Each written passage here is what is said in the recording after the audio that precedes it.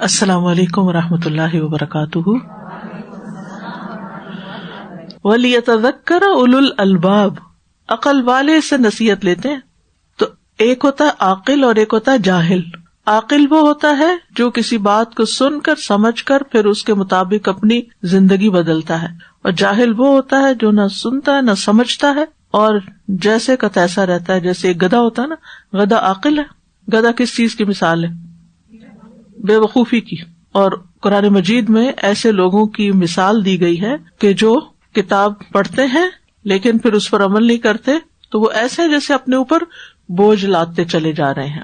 آئیے ہم سورۃ الفاتحہ کی طرف دوبارہ چلتے ہیں۔ بسم اللہ الرحمن الرحیم۔ الحمد للہ رب العالمین، سب تعریف اللہ کے لیے ہے جو رب ہے سارے جہانوں کا۔ اسی نے پیدا کیا، وہی ان کا مالک ہے، وہی ان کی تدبیر کر رہا ہے، وہی ان کا رازق ہے، اور اسی کی طرف سب لوٹنے والے ہیں۔ اس لیے ہم اللہ ہی کی تعریف کرتے ہیں، یعنی اللہ کے لیے حمد کیوں؟ کیونکہ وہ رب العالمین ہے اور الرحمن الرحیم، بہت مہربان نہایت رحم فرمانے والا ہے۔ یہ اللہ تعالیٰ کی دوسری اور بعض کے نزدیک دوسری اور تیسری صفت ہے۔ دونوں میں رحمت کی بات پائی جاتی ہے لیکن اس کو الگ الگ بھی لیا جاتا ہے، اس لیے یہ دوسری اور تیسری صفت ہے۔ تو جہاں سارے جہانوں کی ربوبیت کا ذکر ہوا، ساتھ ہی اللہ تعالیٰ کی بے پناہ رحمت کا ذکر آ گیا، کیونکہ رحمت کے بغیر ربوبیت ممکن نہیں۔ ماں جیسے پالتی ہے نا بچے کو، اس کو پروان چڑھاتی ہے، اس کی پرورش کرتی ہے، تو کس جذبے کے ساتھ؟ ممتا کے ساتھ، رحمت کے جذبے کے ساتھ۔ اور اللہ سبحانہ وتعالیٰ کی رحمت تو بہت ہی بڑی ہے۔ تو یہاں پر رحمت کے لیے دو صیغے استعمال ہوئے، الرحمن وسیع رحمت والا، اور الرحیم وہ جس کی رحمت مخلوق تک پہنچنے والی ہے۔ یہ دونوں ہی مبالغے کے صیغے ہیں، رحمان فعلان کے وزن پر اور رحیم فعیل کے وزن پر۔ دونوں کے اندر کثرت اور دوام کا مفہوم پایا جاتا ہے، یعنی اللہ تعالیٰ بہت زیادہ رحم کرنے والا ہے۔ اور رحیم کی نسبت رحمان میں مبالغہ زیادہ ہے، اس میں زیادہ وسعت ہے، کیونکہ اس کے حروف رحیم سے زیادہ ہیں۔ اگر حروف کاؤنٹ کریں تو رحمان میں پھر زیادہ ہو جاتے ہیں۔ الرحمن، اللہ تعالیٰ کی رحمت ساری مخلوق کے لیے ہے، انسانوں کے لیے، جنوں کے لیے، مومنوں کے لیے، کافروں کے لیے، جانوروں کے لیے، حشرات کے لیے، مچھلیوں کے لیے، فرشتوں کے لیے، سب کے لیے ہے۔ رحمتی وسعت کل شیء، میری رحمت ہر چیز کو گھیرے ہوئے ہے۔ تو اللہ سبحانہ تعالیٰ کی رحمت ہر چیز پر عام ہے، سب کو شامل ہے، اور وہ ارحم الراحمین ہے۔ جب کسی تکلیف میں ہو نا تو آپ پڑھا کریں یا رحمان یا رحیم یا ارحم الراحمین یا حی یا قیوم برحمتک استغیث۔ اللہ تعالیٰ کی رحمت کا واسطہ دیا کریں۔ اور ایمان والوں کے لیے یہ رحمت خاص ہے، وکان بالمؤمنین رحیما۔ اکثر مفسرین کہتے ہیں رحمان کا معنی ہے بڑی بڑی نعمتیں عطا کرنے والا، اور رحیم کا معنی ہے باریک نعمتوں سے نوازنے والا۔ یعنی رحمان میں بڑی بڑی نعمتیں جو نظر آ رہی ہیں وہ دینے والا، اور رحیم میں وہ جو ہمیں نظر بھی نہیں آتی، دقیق باریک۔ اور رحیم کا لفظ جو ہے اس میں ہمیشگی پائی جاتی، یعنی مسلسل رحمت کرنے والا، دنیا میں بھی اور آخرت میں بھی، اسی لیے اس کو مومنوں کے لیے خاص کیا گیا ہے۔ تو دونوں صفات جب آئیں تو وسعت بھی آ گئی اس میں اور دوام بھی آ گیا، ٹھیک ہے۔ اور پھر آپ دیکھیے کہ یہاں رحمان پہلے آیا اور رحیم بعد میں آیا۔ الرحمن کا لفظ اللہ کے لیے خاص ہے، بس کل بھی میں نے بتایا تھا نا، وہ صرف اللہ کے لیے خاص ہے۔ رحیم کا لفظ جو ہے اللہ تعالیٰ کے لیے بھی ہے اور رسول صلی اللہ علیہ وسلم کے لیے بھی آتا ہے، اور عام انسانوں کو بھی ہم کہتے ہیں یہ بڑا رحیم شخص ہے، بڑا رحم کرنے والا ہے۔ لیکن رحمان کا لفظ اللہ کے سوا کسی کے لیے استعمال نہیں کر سکتے، کسی اور کے لیے یہ نہیں بولا جا سکتا۔ تو ان دو ناموں کو یہاں لانے کی وجہ کیا ہے کہ اگر اللہ تعالیٰ رحمان نہ ہوتا تو یہ دنیا نہیں قائم رہتی، کیونکہ اس میں اتنے زیادہ شر پھیلانے والے لوگ ہیں، اتنے زیادہ اللہ کے منکر ہیں جو اللہ کو مانتے ہی نہیں، جو دن رات نافرمانیاں کرتے ہیں، اللہ تعالیٰ کو غضبناک کرتے ہیں اور برے برے کام کرتے ہیں۔ تو اگر اللہ تعالیٰ کی رحمت ان سب پہ نہ ہوتی تو پھر کیا ہوتا؟ لمحے میں دنیا تباہ ہو جاتی۔ اگر اللہ تعالیٰ پکڑنے پہ آتا تو کوئی نہ بچتا۔ تو چونکہ وہ رحمان ہے اس لیے دنیا قائم ہے، اور رحیم ہے تو جو اچھے کام کرتے ہیں ان مومنوں کے اوپر اب بھی رحم کر رہا ہے اور آئندہ بھی کرے گا. تو بہرحال اللہ تعالیٰ کی رحمت بڑی وسیع ہے. حدیث سے پتہ چلتا ہے کہ اللہ تعالیٰ کی 100 رحمتیں ہیں، ان میں سے ایک رحمت only 1% جنات، انسانوں، چوپاؤں اور کیڑوں مکوڑوں کے لیے اللہ نے نازل کی ہے، جس کی وجہ سے وہ ایک دوسرے پہ شفقت و مہربانی کرتے ہیں. اسی لیے وحشی جانور اپنے بچے پہ رحم کرتا، ورنہ اسی کو ہی کھا جائے سب سے پہلے. اور اللہ تعالیٰ نے 99 رحمتیں بچا کر رکھی ہیں، جن سے وہ قیامت کے دن اپنے بندوں پر، یعنی خاص بندوں پر، مومنوں پر رحمت فرمائے گا. اور اللہ تعالیٰ نے اپنی جنت کو بھی رحمت کہا ہے کہ اس رحمت کی وجہ سے ہی پھر مومن جنت میں جا سکیں گے. اللہ تعالیٰ ماں سے بھی کئی گنا زیادہ رحم فرمانے والا ہے.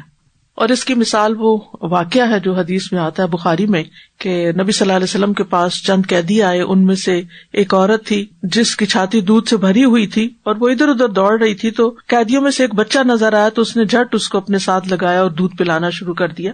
تو نبی صلی اللہ علیہ وسلم نے فرمایا، تمہارا کیا خیال ہے کہ یہ عورت کیا اپنے بچے کو آگ میں پھینک دے گی؟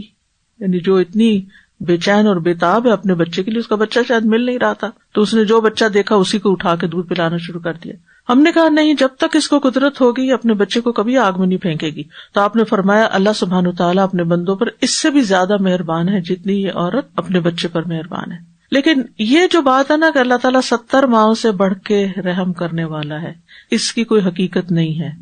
ٹھیک ہے، یہ کسی کا قول ہے، جیسے کہتے ہیں نا 70 دفعہ کہا، تو وہ 70 انہوں نے کہا اور پھر یہ بات مشہور ہو گئی. تو آئندہ سے آپ نے یہ نہیں کہنا کہ اللہ 70 ماؤں سے بڑھ کے رحم کرنے والا ہے. 70 تو بہت ہی چھوٹا ہے. یعنی اللہ تعالیٰ کی 100 رحمتیں ہیں اور ان میں سے ایک رحمت کی وجہ سے پوری دنیا فیض اٹھا رہی ہے، تو اس کو خالی 70 سے تشبیہ دینا تو بہت چھوٹی رحمت ہے. ٹھیک ہے، تو آئندہ بس اتنا کہ اللہ تعالیٰ تو ماں سے بھی بڑھ کے رحم فرمانے والا، اتنا ہی کافی. اور پھر یہ کہ اللہ سبحانہ تعالیٰ کی رحمت جو ہے خاص طور پر محسنین کے لیے، ان رحمت اللہ قریب من المحسنین. لہذا جب کبھی کوئی تکلیف ہو، کوئی پریشانی آئے، کوئی بے چینی ہو، تو کیا کرے؟ نیکی کا کوئی کام کرے. محسن کا مطلب ہوتا ہے نیکوکار، کوئی اچھا کام کرے، کسی کے کام آئے، کسی کے ساتھ ہمدردی کرے، کسی کی مدد کرے، کسی کی خدمت کرے، یعنی کسی پر احسان کرے. جو کر رہے ہیں نا نیکیاں، ان سے زیادہ آگے کریں، اور خاص طور پر اس سے کریں جو آپ سے نہیں کرتا. احسان یہی ہوتا ہے. عدل ہوتا ہے جو ہم سے کر رہے ہیں ہم اس سے کر رہے ہیں، اور احسان کیا ہے؟ جو ہم سے نہیں کر رہا ہم اس سے بھی کریں. یعنی جو آپ سے اچھا سلوک نہیں کرتا اس سے اچھا سلوک کریں. تو اس آیت سے یہ پتہ چلتا ہے کہ اللہ سبحانہ تعالیٰ کی رحمت بہت وسیع ہے، اور ہمیں رحمان کے بندے بننا ہے. اور رحمان کے بندے کون ہوتے ہیں؟ جو دوسروں پر رحم کرتے ہیں. اگر اللہ تعالیٰ بندوں پہ رحم کرتا ہے تو پھر ہم نے کیا کرنا ہے؟ ہم نے بھی ساری مخلوق کے ساتھ رحم کرنا ہے. الراحمون یرحمہم الرحمن ارحموا من فی الارض یرحمکم من فی السماء. رحم کرنے والوں پر رحمان اور رحیم رحم فرماتا ہے. اہل زمین پر رحم کرو، آسمان والا تم پہ رحم فرمائے گا. ٹھیک. ایک آدمی کہنے لگا اللہ کے رسول صلی اللہ علیہ وسلم میں بکری ذبح کرتا ہوں تو اس پر بھی شفقت کرتا ہوں، یعنی پیار سے میں یہ کام کرتا ہوں. فرمایا اگر تم نے بکری کے ساتھ شفقت برتی ہے تو اللہ تعالیٰ تم پہ بھی رحم فرمائے گا. یہ معنی ہے کہ اللہ کی رحمت محسنوں کے قریب ہے. یعنی بلی ہو، بکری ہو، پرندہ ہو، کوئی بھی ہو، ہر ایک کے ساتھ شفقت، نرمی، محبت. اور جس کے دل میں رحمت نہ ہو وہ سنگ دل انسان ہوتا ہے. رسول اللہ صلی اللہ علیہ وسلم نے فرمایا ایسا بندہ ناکام و نامراد ہوا جس کے دل میں اللہ تعالیٰ نے انسانیت کے لیے رحم نہیں رکھا. یعنی جس کے دل میں انسانیت کے لیے رحم نہیں، وہ ناکام ہے. اور ہم نے کیا کرنا ہے؟ رحمت پانے والے کام کرنے ہیں. ان میں سے ایک کام قرآن کے حوالے سے کیا ہے؟ اس کو پڑھنا ہے اور اس کی پیروی کرنی ہے. وَهَذَا كِتَابٌ أَنزَلْنَاهُ مُبَارَكٌ فَاتَّبِعُوهُ وَاتَّقُوا لَعَلَّكُمْ تُرْحَمُونَ. اور یہ ایک کتاب ہے جسے ہم نے نازل کیا ہے، بڑی برکت والی ہے، اس کی پیروی کرو اور تقوی اختیار کرو تاکہ تم پہ رحم کیا جائے. تو اس کتاب کو پڑھنے والوں پر بھی اللہ کی رحمت نازل ہوتی ہے. اسی طرح جب قرآن لگا ہوا ہو، کوئی پڑھ رہا ہو، اس وقت خاموش رہنا ہے. وَإِذَا قُرِئَ الْقُرْآنُ فَاسْتَمِعُوا لَهُ وَأَنصِتُوا لَعَلَّكُمْ تُرْحَمُونَ. اور جب قرآن پڑھا جائے تو اسے غور سے سنو اور خاموش رہو، شاید کہ تم پہ رحم کیا جائے. رحمان اور رحیم کے بعد جزا کے دن کا مالک ہونے کی صفت بیان ہوئی ہے. مالک اللہ تعالیٰ کی صفت ہے یہاں، اور یوم الدین سے مراد قیامت کا دن ہے. اور الدین کا معنی ہوتا ہے بدلہ، دانا یدینو، یعنی اللہ سبحانہ تعالیٰ اس دن کا مالک ہے جس دن وہ مخلوقات کو بدلہ دے گا. اب آپ دیکھیے کہ پہلے اللہ تعالیٰ نے رحمان اور رحیم کی بات کی اور پھر مالک ہونے کی بات کی. بعض اوقات کوئی بڑا رحم کرنے والا ہوتا ہے مگر اس کی ملکیت میں کوئی چیز نہیں ہوتی, وہ کسی چیز کا مالک نہیں ہوتا, ویسے مہربان ہوتا ہے, اس لیے وہ چاہے بھی تو رحم نہیں کر سکتا. ایک شخص بڑا کائنڈ ہے, کیئرنگ ہے, سب کچھ ہے, لیکن اس کے ہاتھ میں کچھ بھی نہیں, وہ آپ کو کچھ نہیں دے سکتا. لیکن دوسرا مہربان بھی ہے اور مالک بھی ہے, ہر چیز کا مالک ہے, سب کچھ دے سکتا ہے. تو اللہ سبحانہ تعالیٰ رحمان اور رحیم بھی ہے اور مالک بھی ہے, صرف دنیا کا نہیں آخرت کا بھی مالک وہی ہے. رحمان الدنیا والآخرہ, اسی طرح دنیا میں بھی ہر چیز کا مالک وہی اور آخرت میں بھی وہی مالک ہے. قرآن مجید کے رسم الخط میں مالک کے علاوہ ملک بھی ملتا ہے. ہو سکتا ہے آپ کسی عرب ملک جائیں, وہاں آپ کو مصحف اٹھائیں تو وہاں لکھا ہو ملک یوم الدین, تو آپ کو یہ دیکھیں غلط لکھا ہوا. انہوں نے غلط نہیں ہے, یہ متواتر قرات سے ہے, دونوں طرح پڑھا گیا. بعض قاریوں کو آپ سنتے ہیں وہ ملک یوم الدین پڑھ رہے ہوتے ہیں. تو ملک کا مطلب ہوتا ہے بادشاہ. تو اگر ہم اس کو ملک پڑھیں تو اس کا معنی ہوگا قیامت کے دن کا, یعنی روز جزا کا بادشاہ. یعنی اللہ تعالیٰ قیامت کے دن کا مالک بھی ہے اور بادشاہ بھی وہی, حکم بھی اسی کا چلے گا. ابن القیم کہتے ہیں کہ ملک اور مالک میں جو فرق ہے وہ یہ ہے کہ مالک وہ ہوتا ہے جو فعل کے ساتھ تصرف کرتا ہے, یعنی اپنی چیز کو مثلاً لے سکتا ہے, دے سکتا ہے, یعنی کام کے ساتھ اپنی ملکیت ظاہر کرتا ہے. اور ملک جو ہوتا ہے وہ آرڈر بھی دیتا ہے, وہ مالک بھی ہوتا ہے اور آرڈر بھی دے رہا ہوتا ہے. اس کو ملکیت اور ملک دونوں حاصل ہوتے ہیں. ٹھیک ہے, تو اللہ تعالیٰ مالک بھی ہے اور ملک بھی ہے, اسی لیے وہ حکم بھی دیتا ہے اور پھر اس کے بعد جو مانے اس کو جزا دیتا ہے اور جو نہ مانے اس کو سزا بھی دیتا ہے. تو قیامت کے دن کا مالک کیوں کہا گیا؟ کیونکہ سب کچھ اس دن اسی کے ہاتھ میں ہوگا. سورۃ الانفطار آپ پڑھتے ہیں, اس میں آتا ہے وما ادراک ما یوم الدین ثم ما ادراک ما یوم الدین یوم لا تملک نفس لنفس شیئا والامر یومئذ للہ. اور کیا چیز آپ کو بتائے کہ بدلے کا دن کیا ہے, پھر کیا چیز آپ کو بتائے کہ بدلے کا دن کیا ہے, یعنی یوم الدین کیا ہے, اس کی تفسیر خود قرآن کر رہا ہے. ایک بات یاد رکھیے کہ القرآن یفسر بعضہ بعضا, قرآن کا بعض حصہ بعض حصے کی تفسیر کر رہا ہوتا ہے. تو تفسیر جب کرتے ہیں نا تو سب سے پہلے دیکھتے ہیں کہ قرآن مجید میں اس کا مطلب کیا بتایا گیا ہے. قرآن مجید میں یوم الدین کا مطلب بتایا گیا ہے کہ وہ بدلے کا دن ہے جس دن کوئی شخص کسی شخص کے کچھ بھی کام نہیں آئے گا اور سارے کا سارا حکم فیصلہ اختیار اس دن اللہ کے پاس ہوگا. قرآن مجید میں آتا ہے وَإِنَّ الدِّينَ لَوَاقِعٌ, بدلے کا دن ضرور واقع ہونے والا ہے, یعنی ایک دن ہے جب بدلہ دیا جائے. اچھا, دنیا میں کیا ہوتا ہے کہ بعض اوقات لوگ ہم پہ زیادتی کر جاتے ہیں لیکن ہم بدلہ نہیں لے سکتے, ہوتا ہے ایسے. کتنے ہی لوگوں کی زیادتیوں پر آپ صرف صبر کا گھونٹ پی کر رہ گئے, کچھ نہیں کر سکے. کرنا چاہیں بھی تو بعض اوقات کر نہیں سکتے اور بعض اوقات کر سکتے ہیں تو رک جاتے ہیں کہ اس سے اور فساد ہی ہوگا. اسی طرح آپ بعض اوقات لوگوں کے ساتھ بڑا احسان کرتے ہیں لیکن وہ جواب میں کیا کرتے, اپنی اولاد کو ہی دیکھ لیں, جواب میں کیا کرتے ہیں, ایک بات نہیں مان کے دیتے. تو آپ کو کیا ملا؟ لوگ کہتے ہیں نا سارا کچھ لگا دیا ہم نے ان پر, ہمیں کیا ملا؟ آپ کو ملنے والا ہے, صبر کریں, ملے گا. کہاں ملے گا؟ یوم الدین, اسی کو یوم الدین کا. اگر ہم ہر نماز میں یوم الدین کو یاد رکھیں نا تو ہمارے بہت سے غامی دور ہو جائیں کہ ہم نے کیا تھا اللہ کے لیے اور جس کے لیے کیا وہ ہمیں اس کا بدلہ ضرور دے گا. تو اس لیے پریشانی کی بات نہیں. بعض اوقات لوگ آپ ان پر مدتوں احسان کرتے, ایک شکریہ کا لفظ تک ان کی زبان سے نہیں نکلتا, کوئی ایک دعا نہیں دیتے, مشکل پڑے آپ کو تو کبھی کام نہیں آتے. بہت ہی بے رخے اور بد اخلاق قسم کے لوگوں سے واسطہ پڑتا ہے انسان کو. بعض اوقات انسان کے خاندان میں ایسے لوگ ہوتے ہیں, بعض اوقات اور باہر جہاں کہیں انسان ہوتا ہے وہ لوگ ہوتے ہیں. تو اس وقت ایک ہی بات یاد رکھا کرے کہ وہ بدلے کا دن آنے والا ہے نا, وہاں سے بدلہ مل جائے گا, یہاں سے نہیں بدلہ ملا وہاں سے ملے گا. تو یہ چیز انسان کے اندر ایک قرار پیدا کر دیتی ہے. اور پھر آپ دیکھیے کہ دنیا میں لوگوں نے اپنے بادشاہ ہونے کے بڑے دعوے کیے اور اللہ سبحانہ تعالیٰ کی اور صفات کو اپنانا کی کہا. انا ربکم الاعلی فرعون نے کہا تھا, اور نمرود نے کہا تھا انا احیی و امیت, میں زندہ کرتا ہوں اور موت دیتا ہوں. کسی نے ربوبیت میں شرکت کی, کسی نے الوہیت میں. قیامت کے دن تو کوئی بات ہی نہیں کر سکے گا. اس دن کوئی نہیں کہے گا کہ میں رب ہوں یا میں مالک ہوں یا میں تمہیں جنت میں بھیجتا ہوں میں اس کو جہنم میں. نو نو نو, سارا فیصلہ صرف اللہ کے ہاتھ میں, پورے عدل پر مبنی ہوگا. ایک ذرہ برابر بھی کسی کے ساتھ زیادتی نہیں ہوگی. قرآن مجید میں آتا ہے نا لمن الملک اليوم للہ الواحد القہار. کہا جائے گا آج بادشاہت کس کی ہے؟ صرف ایک اللہ کے لیے جو بڑا ہی دبدبے والا ہے.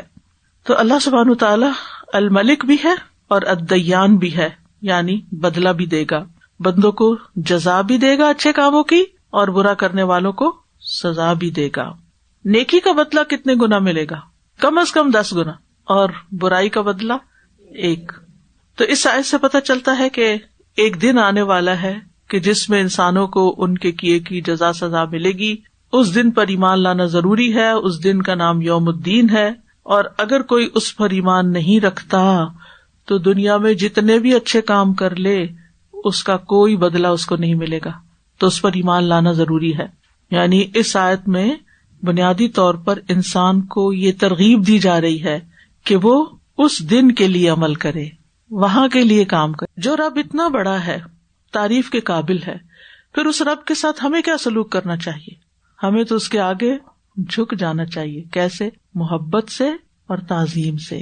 محبت سے کہ اتنا پیارا ہے ہمارا رب جس نے ہمیں پیدا کیا، رب خالق مالک، اور جس نے ہم پر رحم کیا اور ہمارے گناہوں کے باوجود ہمیں دے رہا ہے، اور جس کی طرف ہم لوٹ کر جائیں گے اور وہاں ہمارے کیے کا بدلہ بھی دے دے گا ہم پر ذرا برابر. لا ظلم اليوم، کچھ بھی ظلم نہیں ہوگا. تو پھر دل چاہتا ہے نا کہ اس رب کے آگے انسان جھک جائے، اس کی عبادت کرے. ہم صرف تیری ہی عبادت کرتے ہیں اور ہم صرف تجھ ہی سے مدد چاہتے ہیں. یہاں ایا کا پہلے آیا ہے جو حصر کے لیے، یعنی صرف تیری عبادت ہم کرتے ہیں. اور ایا کا نستعین پھر تاکید ہے کہ صرف تیری ہی ہم مدد چاہتے ہیں. عبادت کیا ہوتا ہے؟ عبادت کہتے ہیں تذلل اور خضوع، عربی کے 2 لفظ ہیں، لیکن اس کا مطلب ہے کہ اللہ کے آگے جھک جانا اور اس کے آگے عاجزی اختیار کرنا. جس راستے پہ بہت دن لوگ چلتے رہے وہ دب جاتا ہے نا، اور راستہ بن جاتا ہے، اس کو طریق المعبد کہتے ہیں. لیکن عبادت کا معنی ہوتا ہے کہ کسی کو غیبی طاقتوں کا مالک سمجھ کر اس سے انتہا درجے کی محبت کے ساتھ اس کے سامنے عاجزی اور ذلت کے ساتھ جھک جائے انسان. 3 چیزیں آ گئی اس میں، ٹھیک ہے. نمبر 1، کسی کو غیبی طاقتوں کا مالک سمجھنا. غیبی طاقتیں کون سی ہوتی ہیں؟ جو عام بندوں کے پاس نہیں ہوتی، ٹھیک ہے. اور پھر اس وجہ سے اس سے انتہائی عقیدت رکھنا.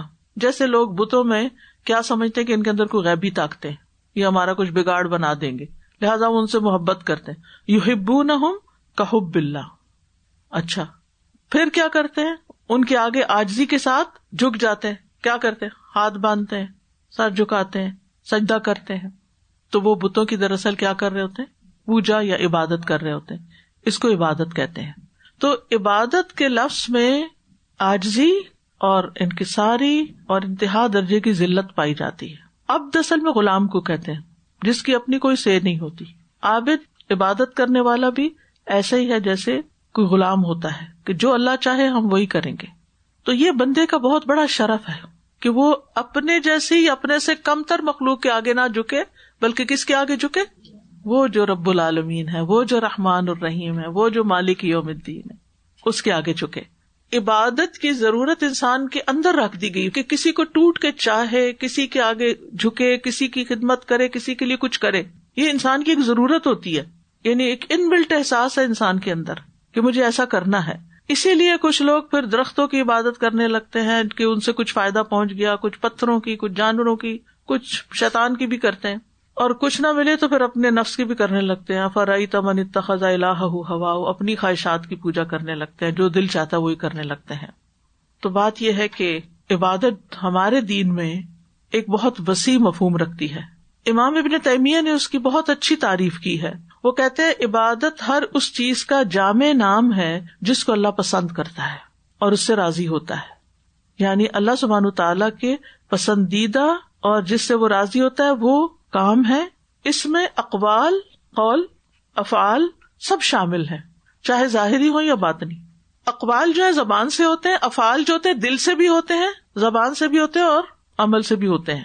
تو دوسرے لفظوں میں آپ یوں سمجھیں کہ نیکی کا ہر کام عبادت ہے، ہر اچھا کام عبادت ہے. یہ یاد رکھیے کہ عبادت کیا؟ ہر اچھا کام عبادت ہے جو اللہ کے لیے کیا جائے. نماز عبادت ہے، زکوٰۃ عبادت ہے، حج عبادت ہے، سچ بولنا عبادت ہے، امانت ادا کرنا عبادت ہے، والدین کے ساتھ نیکی عبادت ہے، صلہ رحمی عبادت ہے، پڑوسی کی مدد، یتیم، مسکین، مسافر کے ساتھ حسن سلوک عبادت ہے، غلاموں کے ساتھ، جانوروں کے ساتھ احسان کرنا عبادت ہے، دعا کرنا عبادت ہے، ذکر عبادت ہے، قرات عبادت ہے، اور اس طرح یو نیم اٹ، سارے اچھے اچھے کام کیا عبادت ہیں، اگر کیے جائیں کس کے لیے؟ اللہ کے لیے. اگر کسی اور مقصد کے لیے کیے جا رہے ہیں یا کسی اور کو خوش کرنے کے لیے، پھر یہ عبادت نہیں رہیں گے، پھر ان پہ کچھ نہیں ملنے والا. علماء نے عبادت کو قلبی، لسانی، بدنی اور مالی کی قسموں میں تقسیم کیا ہے سہولت کے لیے. قلبی عبادت کیا ہے؟ جیسے اللہ پر ایمان، تقوی، رجا، خشیت، خوف، یہ سب عبادات ہیں. لسانی یعنی زبانی عبادات کون سی ہیں؟ جیسے اللہ کا ذکر، قرآن کی قرات، اچھی بات کرنا. بدنی عبادت کون سی ہے؟ جیسے نماز، روزہ، حج. مالی عبادت کون سی ہے؟ جیسے زکوٰۃ، صدقہ، خیرات. ٹھیک ہے، تو یہ ایاک نعبد میں یہ سب چیزیں آ جاتی ہیں. واضح؟ جن و انس کی تخلیق کا مقصد کیا ہے؟ اللہ کی عبادت. ہمیں کس لیے پیدا کیا گیا؟ اللہ کی عبادت کے لیے. یعنی ہم اس دنیا میں رہ کے اچھے اچھے کام کریے. میں نے پہلے ساری مثال اس لیے دے دی کہ کچھ لوگ صرف نماز روزہ عبادت سمجھتے ہیں، وہ فلاں بڑا عبادت گزار ہے اور وہ بس ریچول ادا کر رہا ہے، اور ایک شخص جو انسانوں کی خدمت یا مدد کر رہا ہے اس کو ہم عبادت گزار نہیں سمجھتے. نیت تو اس کی اللہ ہی کو پتا نا. اگر وہ اللہ کے لیے کر رہا ہے تو وہ بھی عبادت گزار ہے. عبادت جو ہے یہ بندوں پر اللہ کا حق ہے. اللہ نے ہمیں پیدا کیا، اس نے ہم پہ رحم کیا، وہ ہمیں جزا بھی دے گا ہمارے ان کاموں پر، تو پھر ہمیں بھی تو کچھ کرنا چاہیے. پھر ہمیں کیا کرنا ہے؟ عبادت کرنی، اور اسی کی کرنی ہے.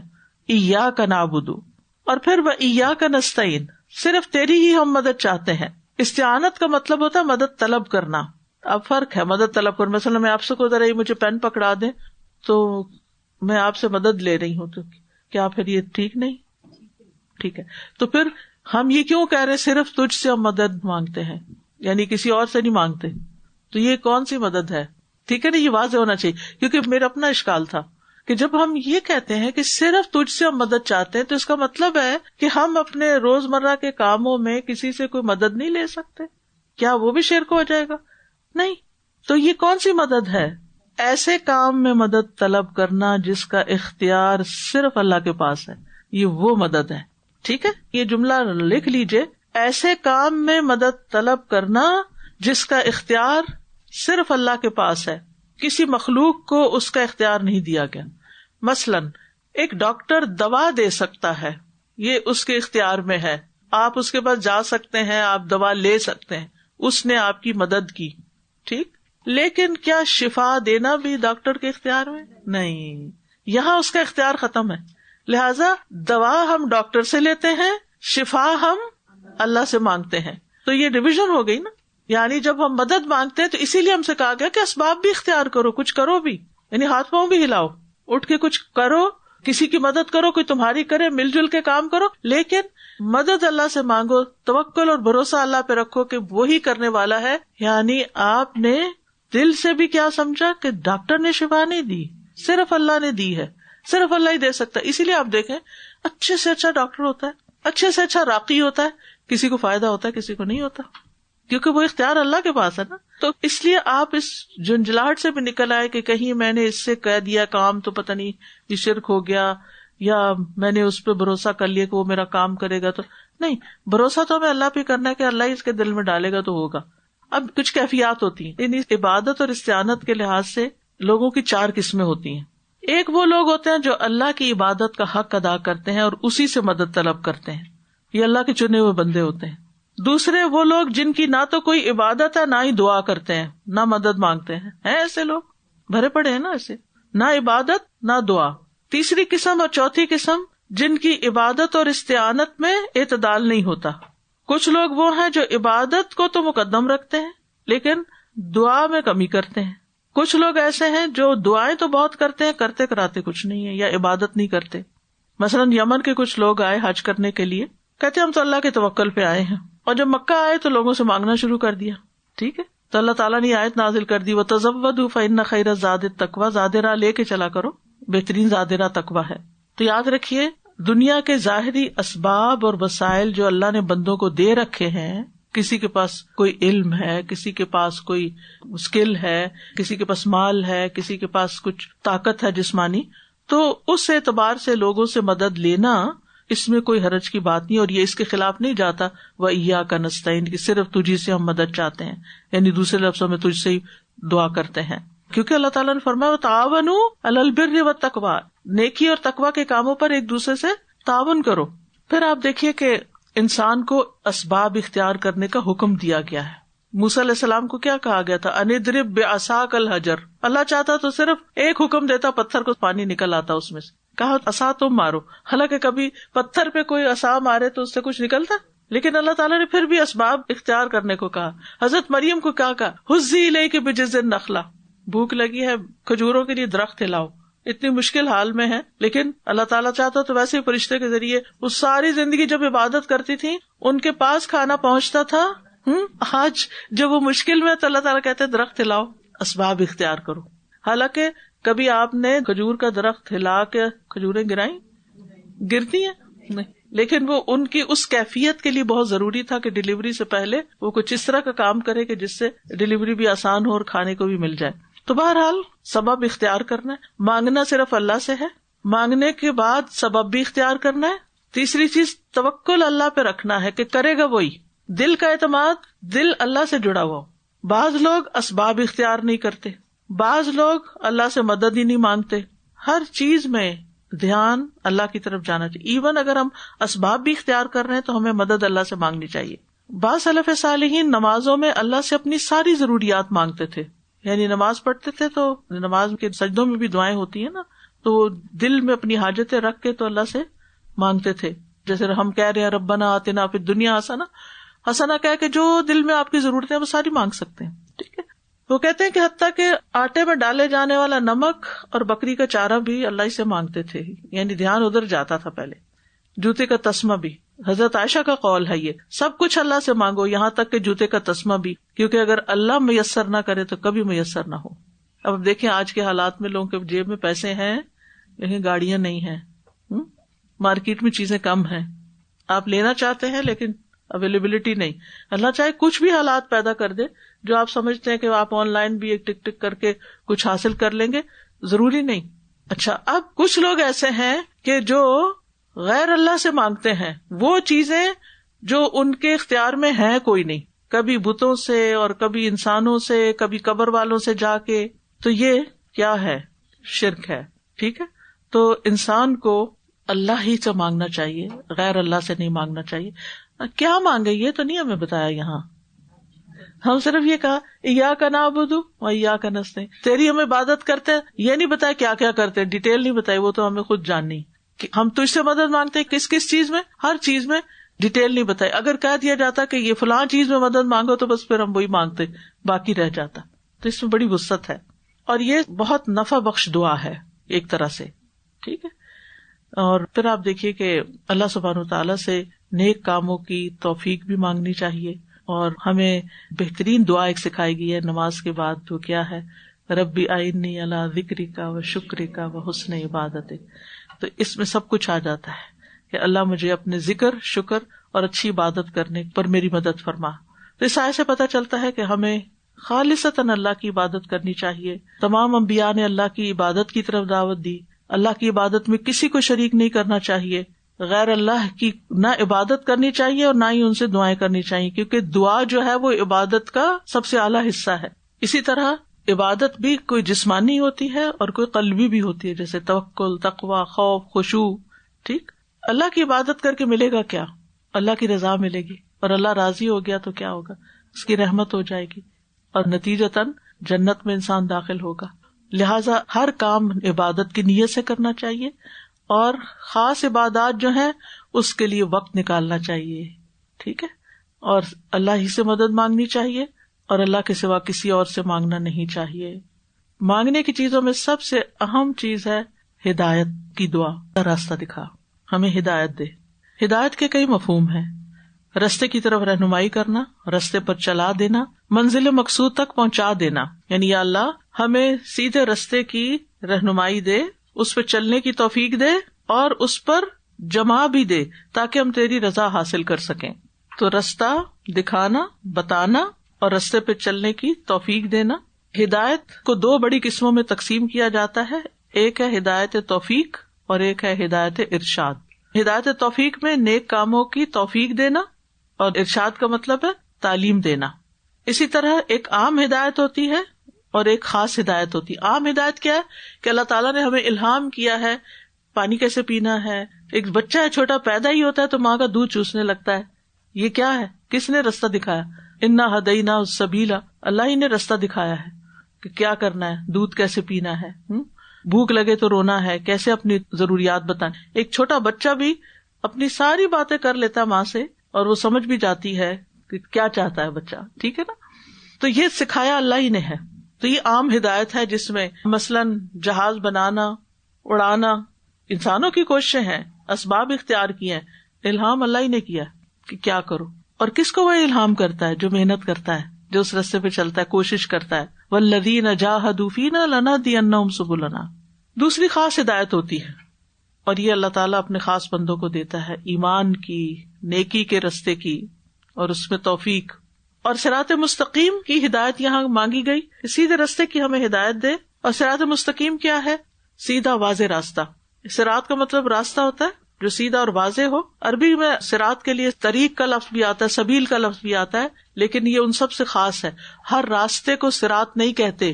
وابن السبیل، سبیل آتا ہے نا قرآن میں راستے کے لیے، مسافر کے لیے وہ ابن السبیل. تو یاد رکھیے ہر راستے کو صراط نہیں کہتے، خاص راستہ ہوتا ہے یہ.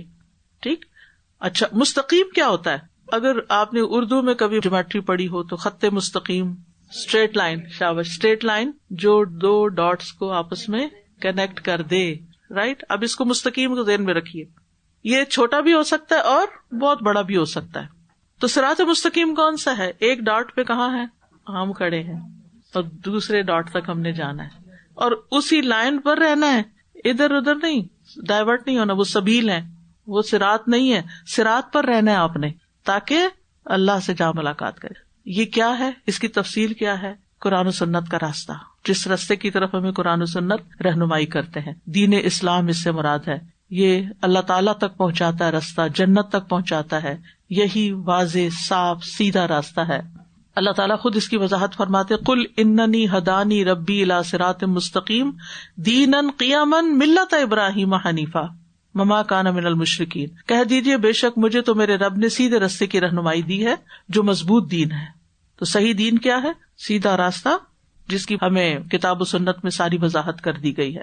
اس راستے پہ ہرڈلز بھی بہت ہیں.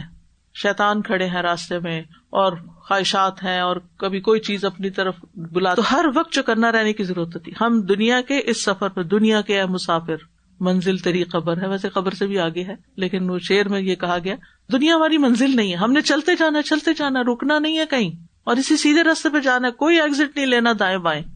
فتفرق بکم عن سبیلی، اللہ کے راستے سے ہٹا کر جدا کر دے گا، دور ہو جاؤ گے.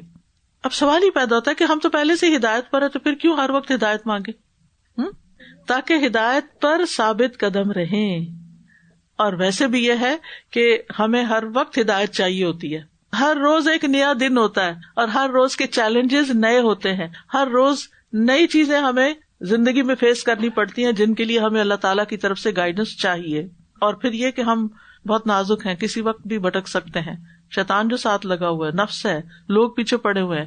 لہٰذا استقامت کے لیے ہمیں اہدنا الصراط المستقیم ہر نماز میں پڑھنے کی ضرورت ہے. تو اس آیت سے یہ پتہ چلتا ہے کہ ہدایت دینے والا کون ہے؟ بس اللہ ہے، اور اللہ جسے چاہتا ہے ہدایت دیتا ہے. نبی صلی اللہ علیہ وسلم نے فرمایا میں تو صرف پہنچا دینے والا ہوں، دراصل ہدایت اللہ دیتا ہے. اسی طرح ہم ماں باپ ہیں، تو ایک ماں اپنے بچے کو اچھی سے اچھی نصیحت کرتی ہے، وہ ارشاد فرما رہی ہوتی ہے. ٹھیک ہے نا؟ آپ سمجھ جائیں گے نا. ٹھیک ہے، اس کو سکھا رہی ہوتی ہے یہ بیٹے یہ کرنا، یہ نہیں کرنا، گاڑی دھیان سے چلانا، وقت پہ پہنچنا، کتنی باتیں کہہ رہے ہوتے ہیں. یہ سب ارشاد ہے. ٹھیک، لیکن وہ کرتے ہیں یا نہیں، یہ پھر اللہ کی توفیق سے ہے، اور ان کی کیا نیت ہے. توفیق بھی کس کو ملتی ہے؟ جو کرنا چاہتا ہے. اور اللہ سبحانہ وتعالیٰ ہمیں جو ہدایت دے رہا نا، یہ جنت تک لے جانے والی ہے. اور جس کو دنیا میں صراط مستقیم کی توفیق مل گئی، جو لائن پہ آ گیا، اس کو جنت میں جانے کی بھی توفیق مل جائے گی.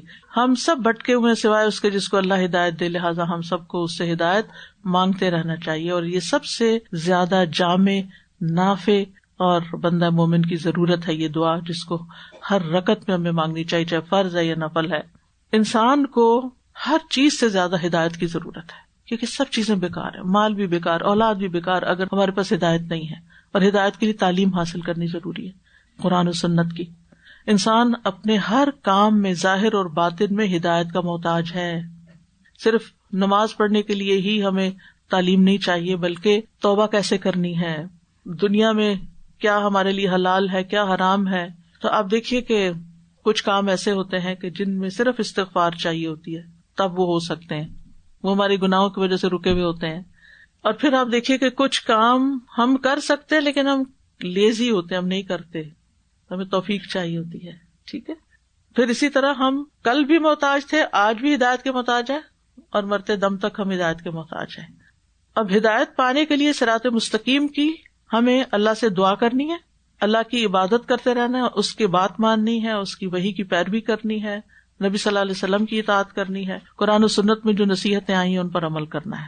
یہاں پر اللہ سبحانہ وتعالیٰ نے خود مزید واضح فرما دیا کہ وہ راستہ کون سا ہے، تمہیں اس کے لیے کیا کرنا ہے. صراط الذین انعمت علیہم، ان لوگوں کا راستہ جن پر تو نے انعام کیا، ان کا نہیں جن پر تیرا غضب ہوا، اور نہ گمراہ ہونے والوں کا راستہ. اس آیت میں صراط مستقیم کی تشریح بھی کر دی گئی ہے، یعنی صراط مستقیم وہ ہے جس پر ایسے لوگ چلتے رہے جن پر اللہ تعالیٰ نے اپنا فضل و کرم کیا. تو سب سے بڑی نعمت پھر کون سی؟ انعمت، نعمت کون سی ہے سب سے بڑی؟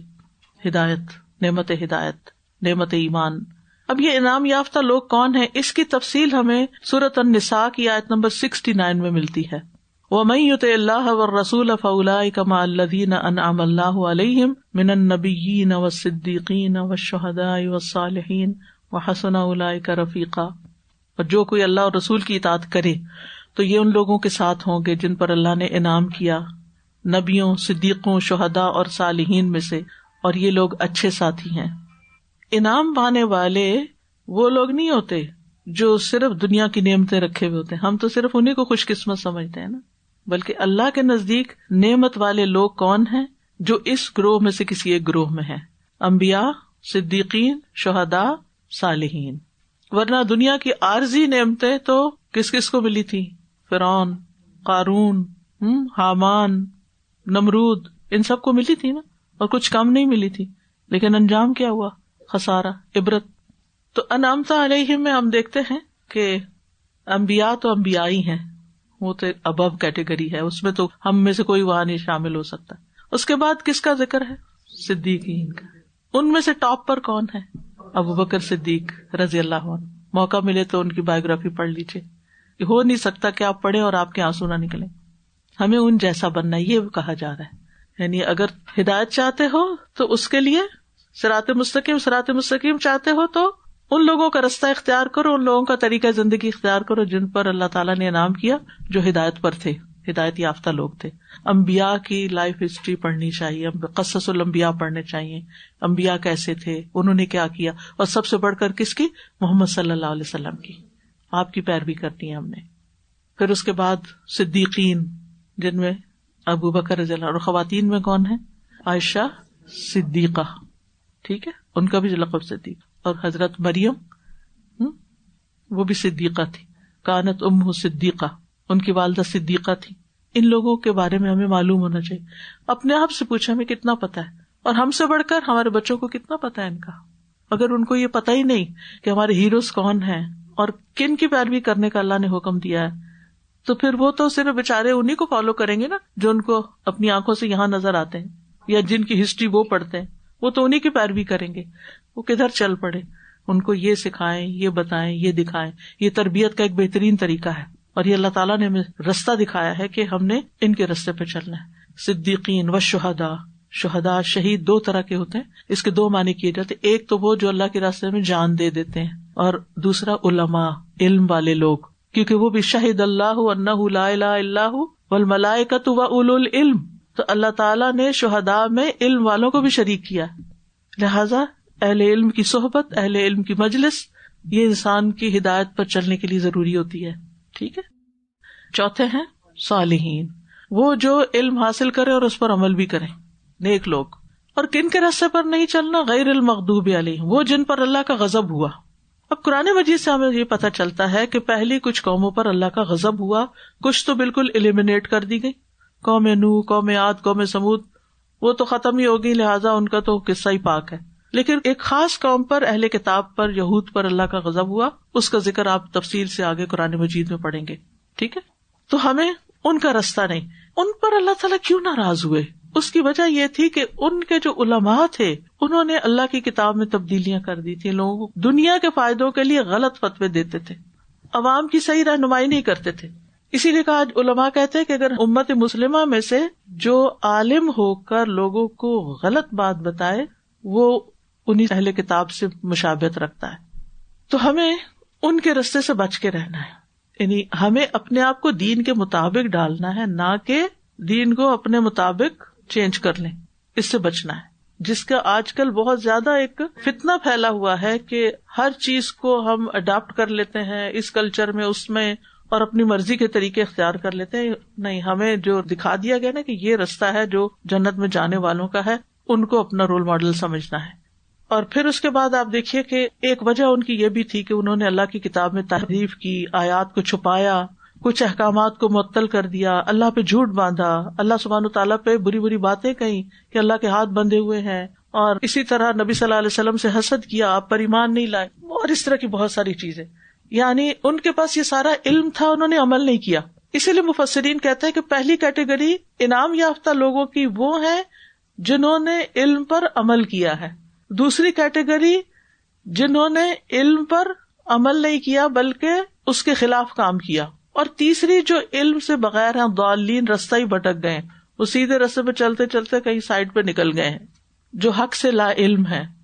اور اس میں کہتے ہیں کہ یہود کے اندر علماء تھے جن کی وجہ سے بگاڑ آیا، اور دوسری طرف نصارہ ہیں جن کے اندر عبادت تو بہت آئی لیکن وہ بھی رستے سے ہٹ گئے، رہبانیت میں چلے گئے، ایکسٹریم پہ چلے گئے نا. علم نہیں تھا، علم کو چھوڑ دیا، صرف عبادت پہ چلے گئے، اور اس کو انہوں نے سب سے بڑا کام سمجھا. تو اس میں آپ دیکھیے ہمیں اعتدال کا رستہ اختیار کرنا ہے. ٹھیک، اور اعتدال کا رستہ وہ ہے جو نبی صلی اللہ علیہ وسلم نے ہمیں چل کے جس پہ دکھا دیا. اب نصارہ میں آپ دیکھیں کہ انہوں نے غلو کیا، کس میں؟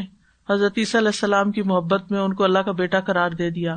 اور پھر آپ دیکھیں کہ ان کی والدہ کو بھی الہ بنا لیا، اور پھر انبیاء کی قبروں پہ مسجدیں بنا لی، ان کو عبادت خانے بنا لیا. احبار اور رہبان جو تھے ان کے بڑے بڑے مذہبی لیڈر، ان کو اپنا رب بنا لیا. یہ سب باتیں قرآن سے پتہ چلتی ہیں، آگے ان کی تفصیل آپ پڑھیں گے. تو ہدایت کے اعتبار سے لوگوں کی کتنی قسمیں ہو گئی؟ تین قسمیں. نمبر 1 وہ جنہوں نے علم حاصل کیا اور اس پر عمل کیا. نمبر 2 جنہوں نے علم حاصل کیا اور عمل نہیں کیا. اور نمبر 3 جنہوں نے نہ علم حاصل کیا اور نہ عمل کیا. ٹھیک ہے. اور آخر میں کیا کہتے ہیں؟ سورت کے ختم ہونے پہ کیا کہتے ہیں؟ آمین. آمین سورت فاتحہ کا حصہ نہیں ہے، یاد رکھیے، حصہ نہیں ہے. نبی صلی اللہ علیہ وسلم کا فرمان ہے کہ جب امام غیر المغضوب علیہم ولا الضالین کہے تو تم آمین کہو، کیونکہ جس کا کہنا فرشتوں کے کہنے کے موافق ہو جائے گا اس کے پچھلے گناہ معاف ہو جائیں گے. اور فرمایا جب تم میں سے کوئی آمین کہے اور فرشتے بھی آسمان پر آمین کہیں تو اس طرح ایک آمین دوسری آمین سے مل جائے جس کی اس کے بھی گناہ معاف ہو جاتے ہیں. آمین سے دعا قبول ہوتی ہے. اور سورت فاتحہ جو ہے یہ عظیم ترین صورتوں میں سے ہے. اب آپ کے پاس 4 مزید دن ہے غور و فکر کرنے کے.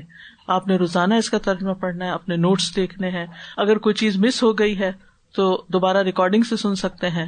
اور اس کے علاوہ یہ ہے کہ آپ کو میں نے ایک ٹارگٹ دیا تھا کہ اگر آپ خوش قسمت بننا چاہتے ہیں تو 5 لوگوں کو سورت فاتحہ سکھا دیں، چاہے اچھے سے پڑھنا یا پھر اس کا ترجمہ. آپ بے شک اس ہفتے 1 یا 2 آیتیں سکھا دیں، اعوذ باللہ کا مطلب سکھا دیں. وہ اگرچہ سورت کا حصہ نہیں مگر قرآن پڑھنے سے پہلے اعوذ باللہ تو سبھی پڑھتے ہیں نا. اعوذ باللہ پڑھنا کیوں ضروری ہے؟ پھر بسم اللہ، پھر اس کے بعد باقی. ٹھیک ہے.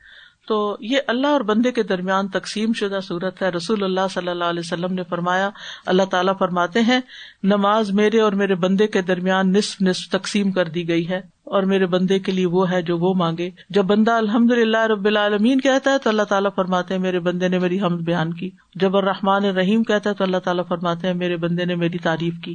جب وہ مالک یوم الدین کہتا ہے تو اللہ تعالیٰ فرماتے ہیں میرے بندے نے میری بزرگی بیان کی. یا یہ کہ بندے نے اپنے کام میرے سپرد کر دیے. اور جب ایاک نعبد و ایاک نستعین کہتا ہے تو اللہ تعالیٰ فرماتے ہیں یہ میرے اور میرے بندے کے درمیان ہے، اور میرے بندے کے لیے وہ ہے جو اس نے مانگا. ہدایت مل جائے گی. اب اور ہدایت مل جائے تو آپ سوچیں زندگی کتنی آسان ہو جائے کہ ہر چیز میں ہم سیدھے سیدھے چلتے جائیں. بھولنا اور بھٹکنا رستے میں کتنا تکلیف دہ ہے. اور عبادت کے لیے اللہ کی مدد کی ضرورت ہوتی ہے، اس لیے ایاک نعبد و ایاک نستعین. اور پھر یہ کہ سورۃ فاتحہ سے دعا کے آداب بھی پتہ چلتے ہیں. سب سے پہلے دعا کرتے ہوئے کیا کرنا چاہیے؟ اللہ کی تعریف، الحمدللہ. پھر اللہ تعالیٰ کی صفات کا واسطہ، رب العالمین الرحمن الرحیم مالک یوم الدین. ٹھیک. پھر اخلاص سے دعا، ایاک نعبد و ایاک نستعین. یعنی جب انسان عبادت کرتا ہے تو اس کے اندر عاجزی ہوتی ہے، اور جب وہ مدد مانگتا ہے صرف اللہ سے تو پھر وہ اللہ تعالیٰ کا ہوتا ہے. پھر یہ خالق اور مخلوق کے درمیان ایک تعلق پیدا کرتی ہے. پھر یہ کہ یہ سورت ہمیں بتاتی ہے کہ اللہ کی رحمت اس کے غضب پر بھاری ہے. اور اس سورت میں اللہ تعالیٰ کے 6 ناموں کا ذکر ہے. اور پھر یہ کہ جتنے بھی لفظ ہیں ہر لفظ تفصیل طلب ہے.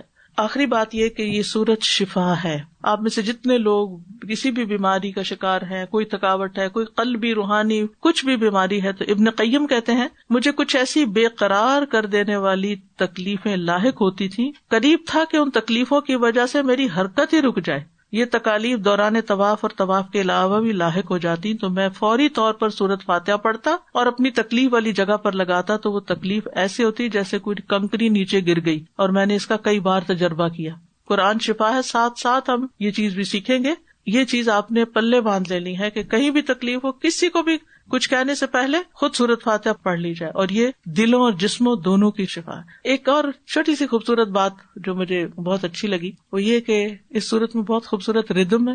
ہر آیت یا میم پہ ختم ہوتی ہے یا نون پہ ختم ہوتی ہے. تو بہرحال آخری بات کہ جب ہم نماز میں یہ سورت پڑھیں تو دل سے پڑھیں، غور سے پڑھیں. اور پھر یہ ہے کہ نماز کے باہر ہم ہدایت کے راستے پر چلیں، جس کے لیے اچھی صحبت کے حریص ہوں، نیک لوگوں کی صحبت کے حریص ہوں. اللہ تعالیٰ ہمیں عمل کی توفیق عطا فرمائے. وآخر دعوانا ان الحمد للہ رب العالمین.